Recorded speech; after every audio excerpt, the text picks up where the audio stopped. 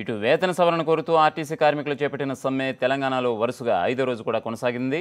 వేలాది బస్సులు డిపోలకే పరిమితమైపోయాయి. మరోవైపు సమస్య పరిష్కారం కోసం ప్రభుత్వం నియమించిన మంత్రివర్గ ఉపసంఘం కార్మిక సంఘ నేతలతో జరిపిన చర్చల్లో ప్రతిష్టంభన నెలకొంది. నేడు మరోమారు సీఎంతో భేటీ అనంతరం కార్మికుల డిమాండ్లపై కేబినెట్ సబ్ కమిటీ కార్మిక సంఘ నేతలతో చర్చలు జరపనుంది.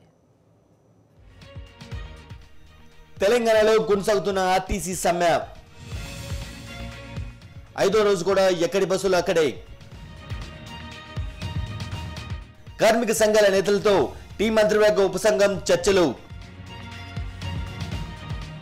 బెట్టు వేడాలని విజ్ఞప్తి, డిమాండ్లు తీర్చాలన్న కార్మిక నేతలు.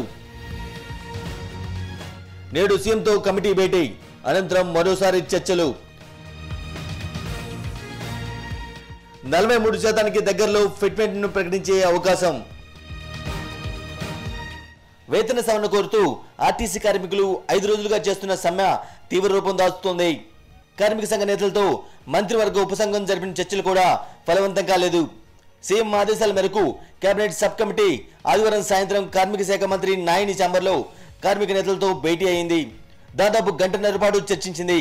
ఆర్టీసీ ఆర్థిక పరిస్థితి సరిగా లేనందున ఫిట్మెంట్ విషయంలో బెట్టు వేడాలని మంత్రులు కోరగా కార్మికులు తీవ్ర ఆగ్రహంతో ఉన్నందున దానికి అంగీకరించాలని నేతలు విజ్ఞప్తి చేశారు.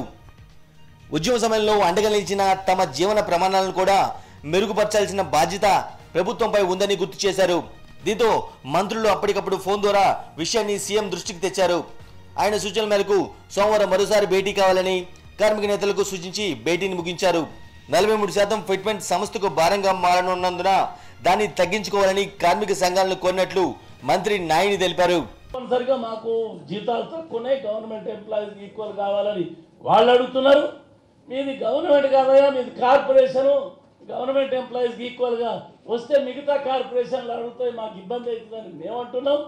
మొత్తం మీద వాళ్ళు వాళ్ళ పట్టు మీద ఉన్నారు.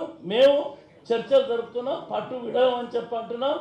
ఏదో విధంగా పరిష్కారం చేసుకునేదానికి ప్రయత్నం చేస్తున్నాం. నేడు ముఖ్యమంత్రితో కేబినెట్ సబ్ కమిటీ భేటీ కానుంది. కార్మిక నేతలతో చర్చల వివరాలను సీఎంకు మంత్రులు వివరించనున్నారు. అనంతరం కార్మిక సంఘ నేతలతో మరోసారి భేటీ అయి సీఎం నిర్ణయాన్ని వెల్లడించే అవకాశం ఉంది.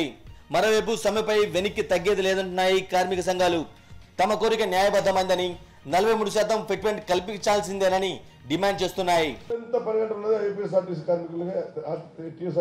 కాబట్టి మా డిమాండ్లో న్యాయం ఉంది, మా డిమాండ్లో ధర్మం ఉంది. ఖచ్చితంగా ముఖ్యమంత్రి గారికి మరొకసారి మీ ద్వారా రిక్వెస్ట్ చేస్తున్నాం. మమ్మల్ని మీ పిల్లలుగా భావించి, ఆర్టీసీ పిల్లలు మీ కుటుంబ పిల్లల సభ్యులుగా భావించి మా యొక్క కష్టాలను